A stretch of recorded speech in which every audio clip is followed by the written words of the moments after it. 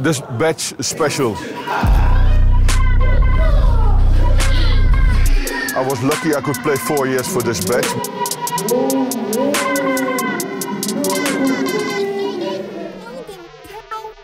But it also has responsibility. Work hard. Das ist ein Ellbogengeschäft. Ist okay? Johnny, das sortiert sich alles von alleine. You think that's a professional way? Respect each other.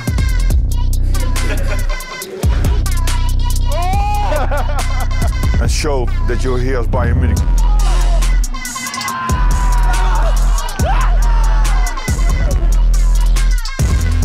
What you guys achieved in 12 days, incredible.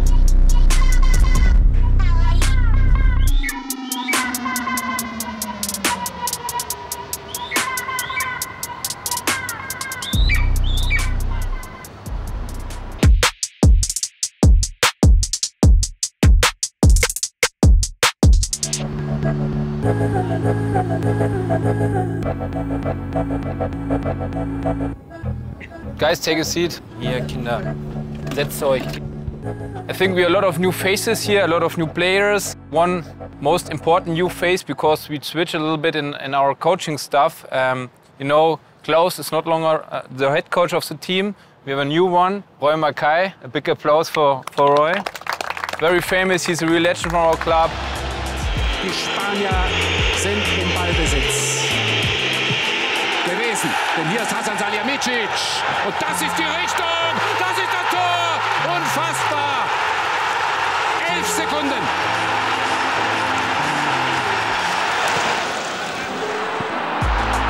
Den Namen brauche ich nicht zu sagen.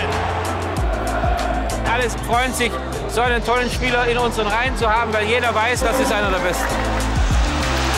Was für ein traumhaft schönes Tor von Roy Mackay. Er ist überragend, ich glaube auf allen Ebenen. Einmal die menschliche Komponente, die er da mit reinbringt.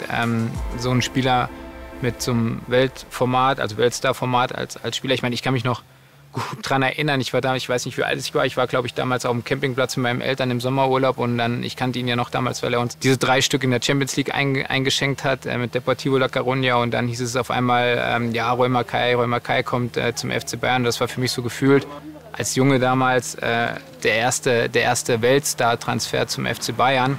Deshalb benehme ich mich. Der Roy ist der beste Trainer, den ich je hatte. Und ja, klar, war ich natürlich früher ein Riesenfan von ihm, hatte auch damals das goldene Trikot von ihm mit der Nummer 10. Vor ein paar Monaten haben die mich gefragt, ob ich mir das vorstellen konnte. Und dann braucht man, wenn Bayern was fragt, um für so ein Projekt was zu machen, dann braucht man nicht lange nachzudenken. This badge is special. I was lucky I could play 4 years for this badge, but it also has responsibility. Work hard. Respect each other and show that you're here as Bayern Munich. You saw it on the street, everybody was asking, is this the first team? And then what did I say today to them? Hopefully in 2 years you will see some of them, or maybe 4 or 5 years in the first team. That would be nice. Ich muss sagen, das, was wir uns damals erwartet haben, wo wir gesagt haben, wir wollen auch noch mal ein bisschen was verändern, ein bisschen frischen Wind reinbringen, das übertrifft er. Also er ist in jeder Hinsicht Profi, er hat klare Prinzipien, die bringt er auf den Platz, die außerhalb des Platzes, und ja, er ist halt ein Riesengewinn für das Projekt. Erstmal abwarten.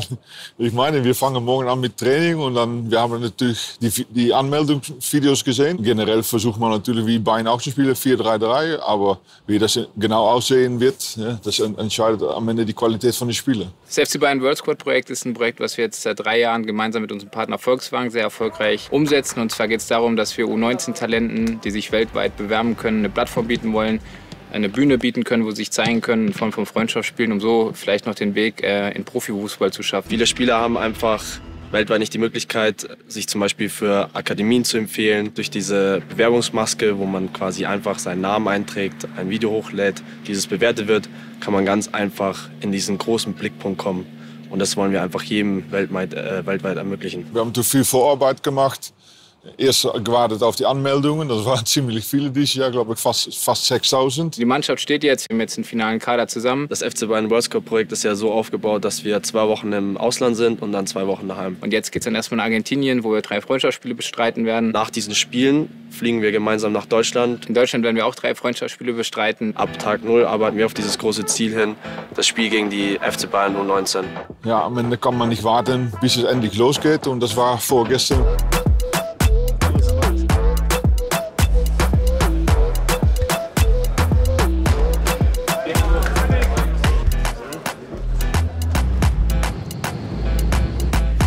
Wir wünschen einen angenehmen Aufenthalt hier in Buenos Aires. FC Bayern World Squad wünsche ich sehr viel Spaß und auch viel Erfolg in Argentinien und alles Gute. Danke, tschüss. Ich auf der anderen Seite gerade diesen Platz bei Ihnen miteinander. Das ist doch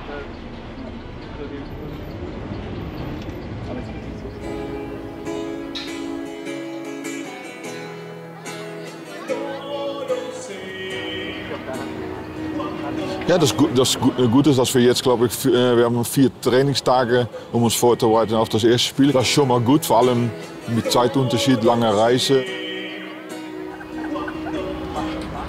Da sind noch 6 von letztes Jahr dabei und die restlichen sind noch nicht mal 24 Stunden. Wie schnell das geht. Die reden schon miteinander. La Plaza de Mayo?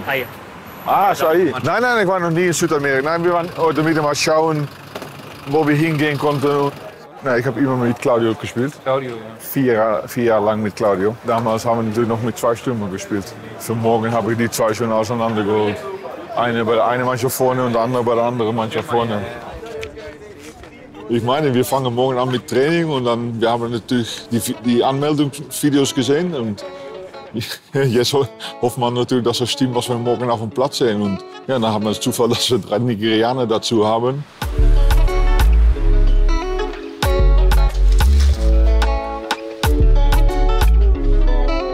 Father, my God, Lord, I commit him unto your hand. Lord, I pray that his journey will be safe and smooth and successful in the mighty name of Jesus. Amen. I'm going to miss you.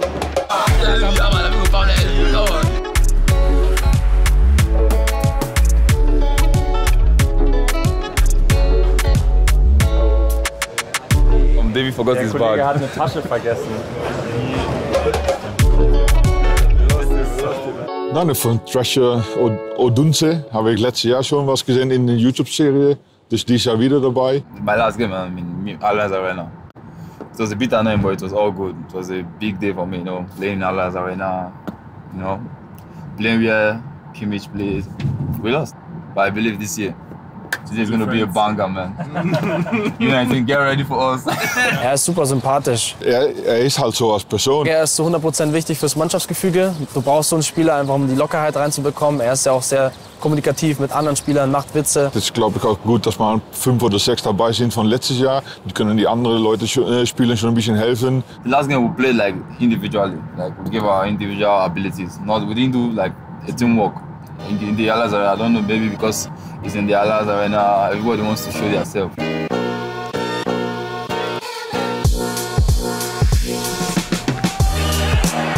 Guys, everyone is playing for himself. We saw this last year when we played against our U19 in the Allianz Arena.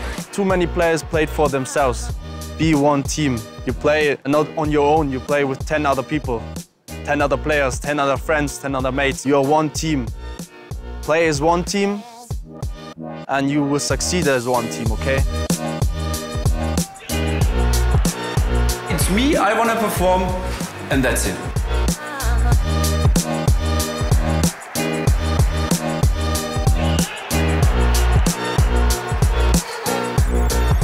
Thrasher hat das Vorteil, dass er es letztes Jahr schon erlebt hat. So, der kennt den Ablauf ein bisschen und vielleicht kann er damit auch die anderen helfen. My focus for this week at the World Squad is I want to be the leader of my team. We say you will stay in the World Squad because we want to see how you will improve next year. All right, no problem. Thank you. Yeah, thank you. Am Ende müssen die natürlich alle zeigen, wieso wir die ausgewählt haben. Er hat ein gewisses Potenzial, aber er bräuchte jemanden, der ihm die Schwächen versucht abzubauen. Vielleicht ist sein Vorteil, dass ich neu dabei bin. So, ich habe paar Bilder gesehen in der Doku, aber sonst lasse ich mich gerne überraschen auf dem Fußballplatz. I'm very, very optimistic about his career because the way he started, it was.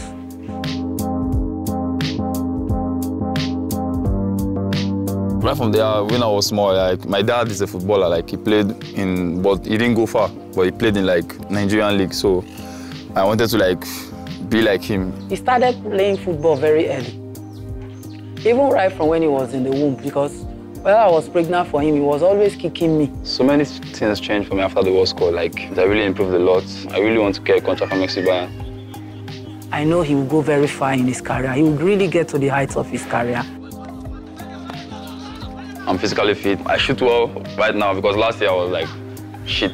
Like my shit was shit. So I shoot well now, and I'm physically fit. Like you can see my body. I'm built. I'm built. You know, football in Nigeria is like it's not good for young players. Like most of the young players want to go to Europe in Nigeria because we don't have good pitches and like we don't even make good money. We want to use football to feed our families. So in Nigeria, we can't use football to feed our families. It's the big goal for me to play in Europe. I really want to play in Europe, like stay in Europe and play in Europe to help my family. I'm trying my best, I'm putting in my best. Diesen Schalter umzulegen, dass wenn es dann vom Training ins Spiel geht, dass du dann den Fokus hast, alles zu geben. Diesen Schalter, ich weiß nicht, ob er diesen umschalten kann. Aber letzten Endes ist natürlich dann auch abhängig von seinem Kopf. Let me explain for you. This is Givenchy, like $30,000. Richard Mille? This is Richard Mille. This is like 200K. And his bag is like 50K, so, you know, LV. Das ist einfach die Kultur. Die leben so, die wachsen so auf und das muss man auch akzeptieren, weil da drüben ist es einfach so, dass man sich vielleicht gerade deswegen, da man in strukturschwachen oder finanziellen schwachen Orten wohnt oder Ländern wohnt, dass man sich halt dadurch irgendwie auf eine andere Ebene hebt, um sich gleich mit anderen Menschen zu fühlen. Teilweise tragen unsere Jungs ein Kleinauto an der Hand oder haben ein Outfit für zigtausende von Euro. Und das sind Profispieler. Und wenn du das siehst als junger Spieler, der genau dahin will, dann versucht man natürlich, die dann nachzumachen, egal wie man es schaffen will.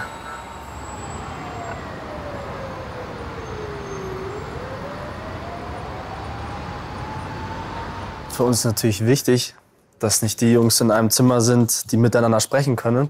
Das haben wir im ersten Jahr schon gemacht. Wir wollen sie quasi einfach mal aus dieser Wohlfühloase rausbekommen. Und das Ziel ist natürlich, wir haben ja nicht so viel Zeit, dass wir aus den Jungs, 23 Spieler, 18 Nationen, dass wir da so schnell wie möglich ein Team bilden. Und wir bilden natürlich so schnell ein Team, wenn wir sie dazu zwingen, sich miteinander zu unterhalten. Das habe ich in meiner Karriere auch mal gehabt. Bei Vitesse Arnhem hatte ich einen griechischen Stürmer geholt. Und hat der Trainer gesagt, der kommt bei dir auf dem Zimmer. Wieso? Weil ihr am Ende auch zusammen auf dem Platz spielen wird. How are you? How are you? How's your English? Nice to meet you. You learned English? I speak a little English. You speak very good. So. New roommate is from South Korea. Okay. You have to try to communicate with him, okay? But he speak a little English. Too. Yeah? Very good, very good, very good. You guys would have to switch because as you're a left back and you're a striker, you go with another midfielder or striker and you go with another defending position, okay? Da habe ich gefragt, vielleicht wäre es dann besser, wenn Abwehrspieler miteinander auf dem Zimmer sind, weil am Ende müssen die auch zusammen auf dem Platz spielen. Why do you have to change room? Why? This is my bro. I have to take care of you. Yeah? Where's last? You're the problem child. Amigos, hola. Ça va? Ah, with Victor. Good. Togolese Nigerian connection. Brito is a nice guy, but he does not understand English. And our communication very, very hard. Sometimes I use translator. At least we are getting to know each other more and more.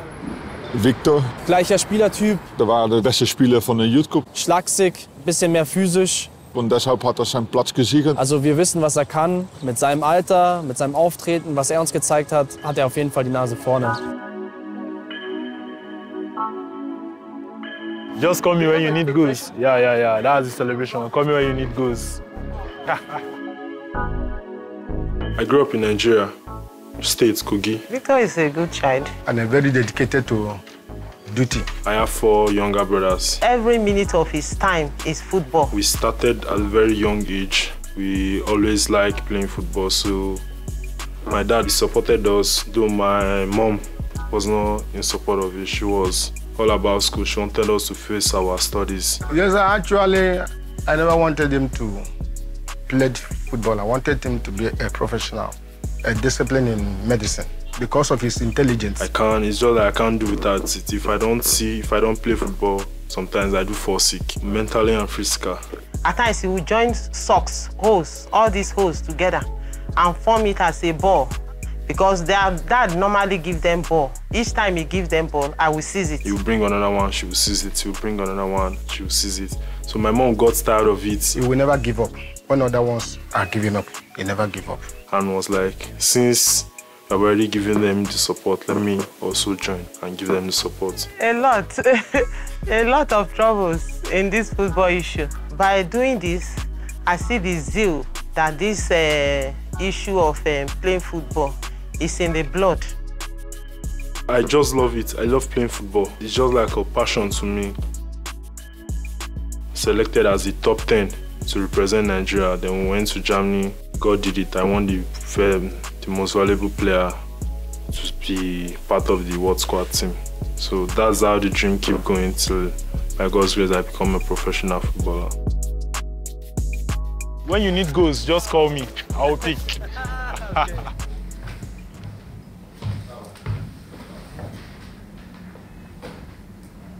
Thrasher, Entschuldigung, hätte man gewusst, dass von Victor nachkommt. 06 hätten wir wahrscheinlich Thrasher nicht übernommen. Das ist auch die Realität. Wir haben ja immer letztes Jahr auch Spaß gesagt, unser Gummibärchen.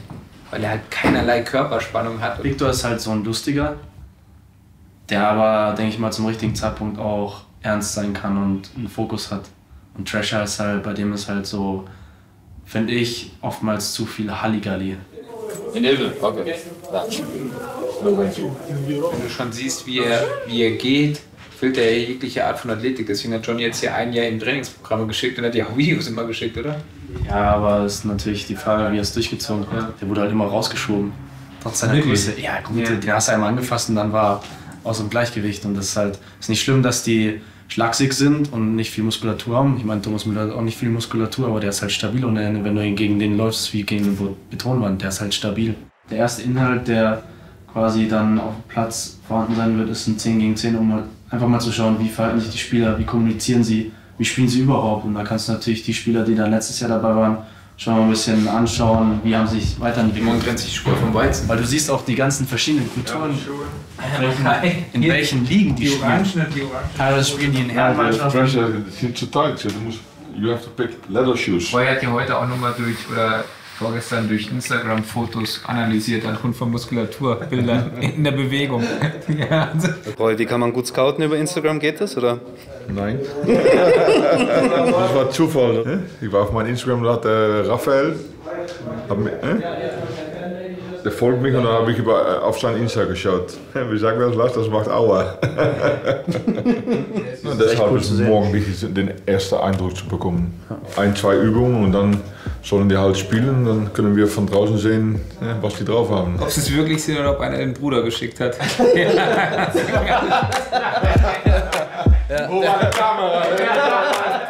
Spaß gehört auch dazu, aber auf dem Trainingsplatz, da wird gearbeitet.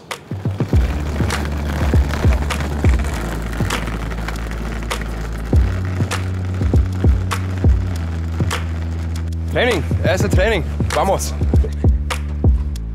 Spreu vom Weizen, die sich heute trennen. Ich habe zum Johnny auch schon gesagt, auch, dass wir halt hart kontrollieren müssen, dass es auch die richtigen Spieler sind, weil wir hatten teilweise ein Video von einem Spieler, da haben wir mit Roy geschaut, der sagt, das ist erste Liga Österreich, wo wir ihn dann gesucht haben, Instagram nicht gefunden, Namen nicht gefunden.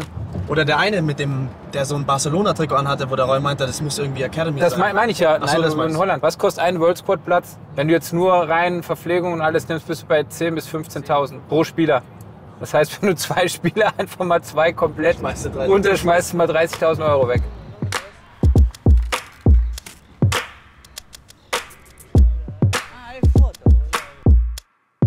Wir sind am Trainingsplatz von Argentinos, die uns die Anlage zur Verfügung stellt.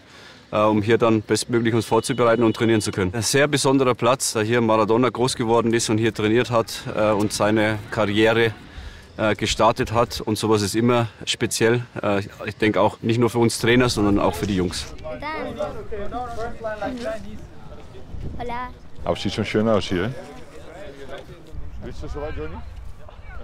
Okay, guys, come quickly here. Welcome, guys. First training. I don't say I'm going to start every training like this, but it's our first training as a group. We start with a good warm-up with Johnny, around 20 minutes. Important after the 2 days traveling. Then we go to a rondo, what you did before, in 2 groups. An easy passing drill, and then we end just with a game. Have fun, guys.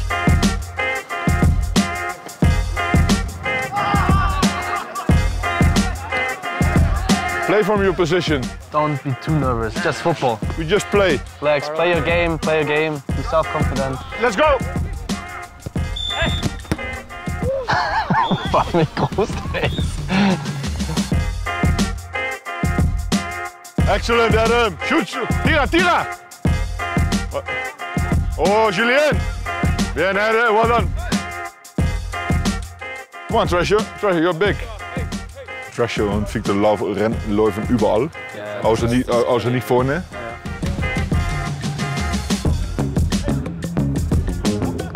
Ja. Help him! Good, Adam, very good. Das ist so ein geiler Kicker, der Adam.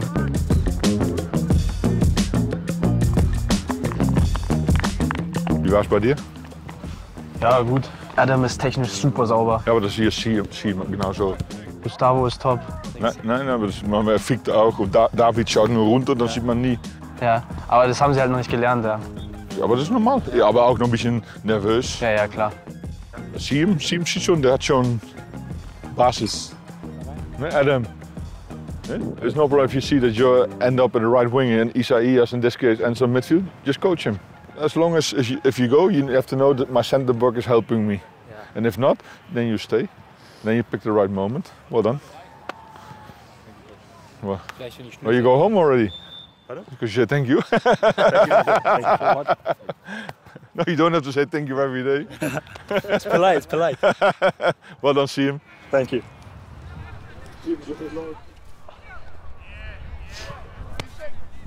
Guys, well done. First training.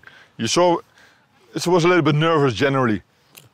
It's completely normal for the first day. I'm satisfied with the first training. That we make mistakes, that's part of football.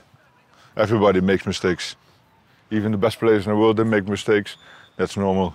Because at the end, if you learn from your mistakes, you will get a little bit better every day. Well done, guys.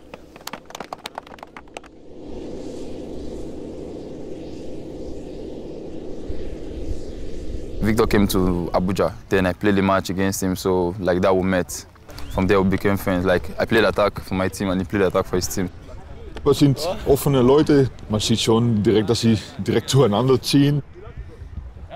After the Youth Cup, then he came to our team, so then we became very, very close. So, despite we've met before, so when he came, then we became so close. Cool. Like inside my too, but off is small.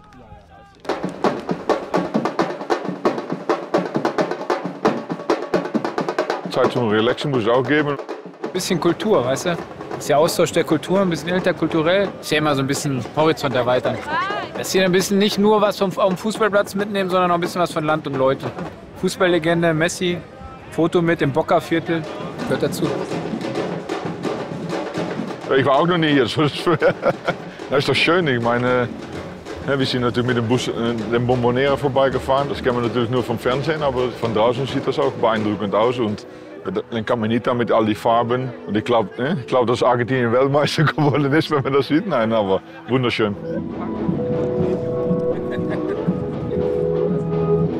Wo ich jung war, überall wo man Fußball spielen konnte, auf der Straße. Die Nachbarn waren nicht immer glücklich mit den Autos, aber das macht doch Spaß, wenn man das sieht, wie vor allem mit was für Ball die spielen. Das macht es für mich noch besonders. Die genießen es halt mit am Ball. Ja, ihr habt selber gesehen, wie er ausschaut.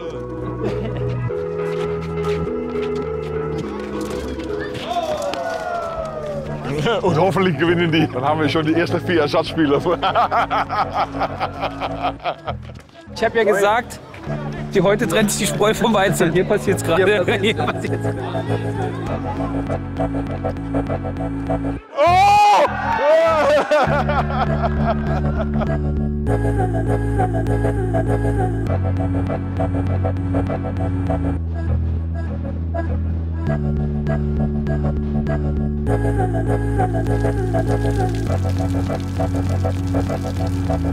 Bei Thrasher kannst du dir gerne heute noch mal selber angucken, Lochi. Wir gehen auf den es war wunderschön. Er wir hat sind das ganze Jahr nichts anderes gemacht, wie Fußball trainiert, hat er erzählt. Nein, aber wir haben gestern, es war wunderschön, am Nachmittag sind wir zu La Boca in der Nähe von der Boca staan. Und es war wunderschön, Fabi, so ein kleiner Bolzplatz. Und der Francisco steht im Tor mit einem Ball und der haut voll drauf. 5, 6 Mal. Eine Mauer, so der geht in die Mauer und dann fliegt natürlich in eine andere Richtung. Gegen Franziskus Bein sogar. So fast hat er geschossen, dass er vom Bein über den ganzen Bolzplatz auf die andere Und dann ist er so Puck. Aber da siehst du ja, wie viel Fußball-Sachverstand da ist. Ich weiß nicht, ob es ja, einstellungstechnisch sind immer mehr Ebenen. Man hat das außerhalb vom Platz und man hat das auf dem Platz. Das ist ein ganzes Paket, was dazugehört. Aber das können halt viele, auch Externe, nicht einordnen. Wenn du ein Bayern-Trikot trägst, bist du halt ein Bayern-Spieler. Ja, wir predigen es häufig, weil uns das wichtig ist, gerade für eine Mannschaft ist, da geht es los bei Pünktlichkeit. Das ist ganz, ganz wichtig, ist auch die Basis, auch Respekt dem anderen gegenüber, nicht nur den Mitspielern, auch den Gegenspielern, dem Schiedsrichter, dem ganzen Staff. Wenn man das nicht tut, dann bleibt man eigentlich immer auf der gleichen Ebene. Man muss an die Grenzen gehen, um besser zu werden. Das verlangen wir von den Jungs und den Anspruch sollte auch jeder haben und dann werden sie sich weiterentwickeln.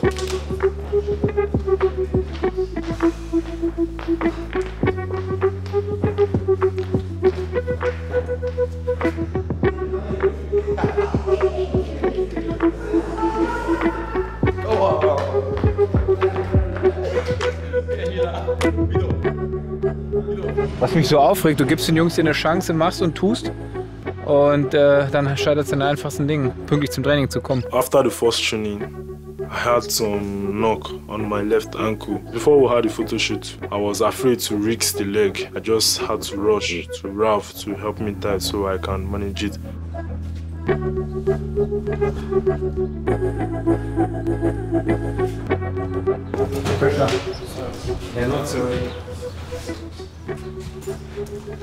You think that's a professional? Wait. Trisha.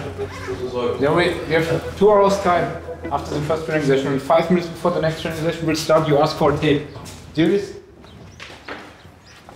And you think that's the right way? Go for it. Zum Profifußball gehört ein bisschen mehr dazu. Kicken können sie alle ein Stück weit, Talent haben sie auch alle ein Stück weit, aber am Ende ist halt Einstellung und dann auch ein bisschen mitdenken. Also unglaublich. Ich hab Puls, zu viel Puls. Muss jetzt den Tritt beruhigen.